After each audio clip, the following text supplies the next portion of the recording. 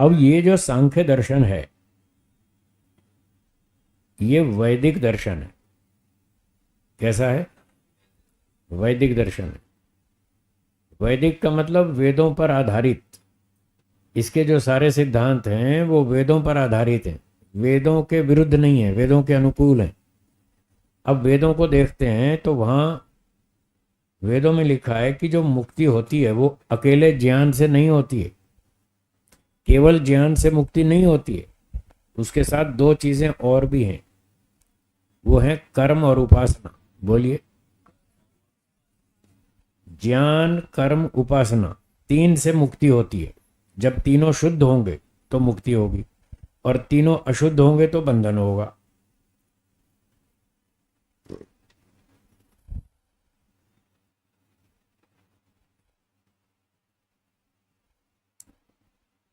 वेद का सिद्धांत है ज्ञान, कर्म, उपासना तीनों शुद्ध होंगे तो मुक्ति होगी, और ज्ञान, कर्म, उपासना तीनों अशुद्ध होंगे तो बंधन होगा।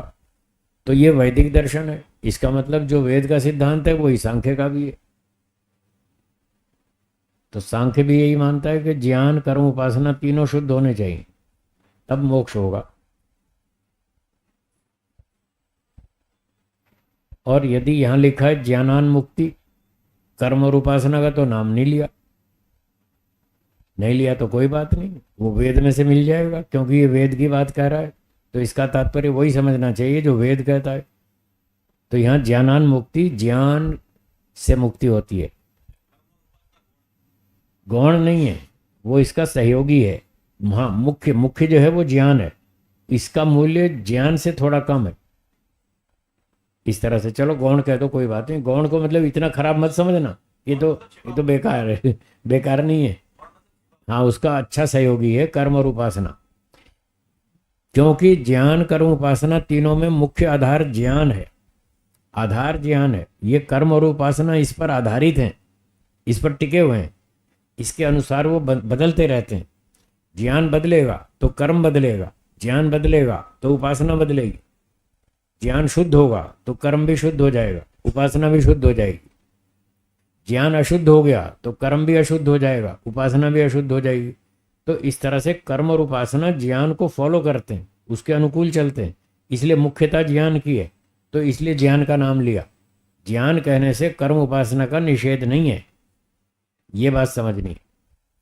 ज्ञानान मुक्ति, इसका अर्थ है अकेले ज्ञान से मुक्ति नहीं होगी, ज्ञान के साथ वैसा कर्म और उपासना भी होना चाहिए, तब जाके मुक्ति होगी। तीनों से, एक से नहीं होगी। जैसे मोटा उदाहरण दें तो ऑटो रिक्शा एक पहिए पर नहीं चलती, तीन पर चलती है। और एक पहिया भी पंचर हो तो गाड़ी चलेगी? नहीं चलेगी। ऑटो रिक्शा का एक पहिया पंचर हो जाए तो ऑटो रिक्शा ठीक से नहीं चलेगी, और दो ही पंचर हो तो भी नहीं चलेगी। तीनों ठीक होने चाहिए तब चलेगी। तो मोक्ष की जो ऑटो रिक्शा है ये तीन पहियों पर चलती है। शुद्ध ज्ञान, शुद्ध कर्म, शुद्ध उपासना तीनों ठीक होने चाहिए, फिर मोक्ष होगा, नहीं तो नहीं होगा।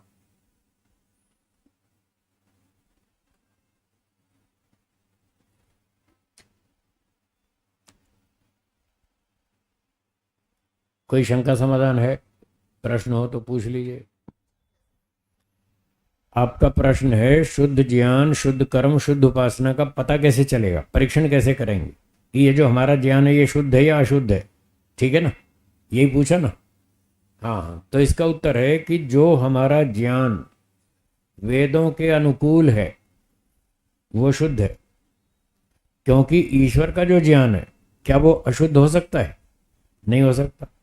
और वेद ईश्वर का दिया हुआ ज्ञान है, तो वेदों का ज्ञान शुद्ध है। अगर हमारा ज्ञान वेदों के अनुकूल है तो शुद्ध है, अगर हमारा ज्ञान वेदों के विरुद्ध है तो अशुद्ध है। ऐसे पता चल जाएगा, वेदों से पता चलेगा। हमारा कर्म वेदों के अनुकूल है तो शुद्ध है, वेदों के विरुद्ध है तो अशुद्ध है। उपासना वेदों के अनुकूल है तो शुद्ध है, वेदों के विरुद्ध है तो अशुद्ध है। ऐसे वेद की कसौटी से पता चल जाएगा हमारा ज्ञान कर्म शुद्ध है कि नहीं है, ऐसे पता चल जाएगा। हाँ बोलिए। वेदों का आजकल अर्थ उल्टा सुल्टा चल रहा है। हाँ, इसीलिए तो मैंने अभी बताया था थोड़ी देर पहले ऋषियों का भाष्य पढ़ें और किसी का नहीं, वरना भटकेंगे।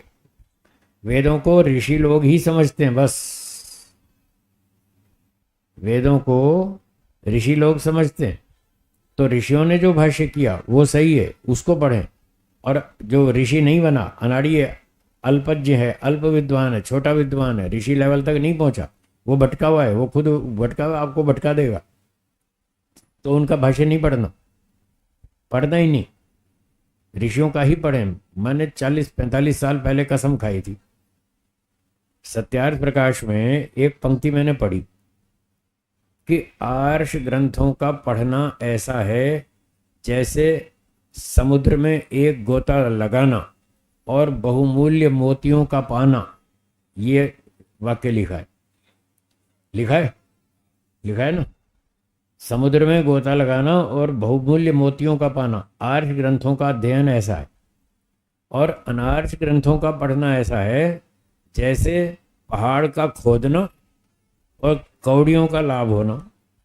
कौड़ी का तो कुछ भी लाभ नहीं है, कौड़ी की क्या कीमत है। तो पहाड़ खोदने जैसी मेहनत करो और इतना सा लाभ हो, ये बेकार है ना। तो अनार्ष ग्रंथों को पढ़ने से इतना नुकसान है।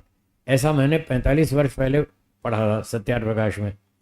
तो तब से मैंने कसम खा ली, मैंने कहा ऋषियों का ही ग्रंथ पढ़ूंगा, दूसरे पढ़ूंगा ही नहीं। और आज तक मैं उसका पालन कर रहा हूँ, ऋषियों के ही ग्रंथ पढ़ता हूँ, दूसरे पढ़ता ही नहीं। तो मुझे हीरे मोती मिलते। ऋषियों के ग्रंथ में 50 बार पढ़ता हूँ, 100 बार पढ़ता हूँ, 200 बार पढ़ता हूँ, मुझे हीरे मोती मिलते।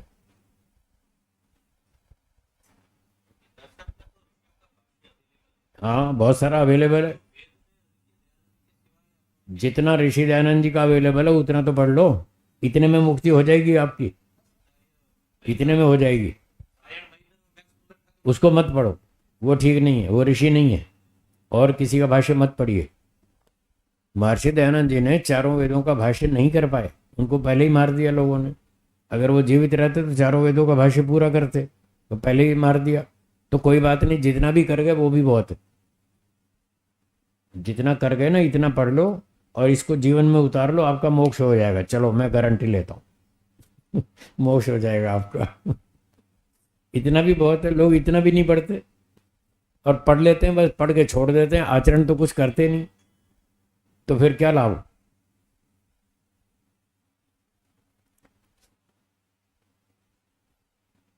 तो शुद्ध ज्ञान, शुद्ध कर्म, शुद्ध उपासना से मोक्ष होगा। उसका पता वेदों को पढ़ने से पता चलेगा कि कौन सा ज्ञान कर्म शुद्ध है और कौन सा अशुद्ध है। ठीक है, तो ऋषियों का भाष्य पढ़ें बस, और कुछ नहीं।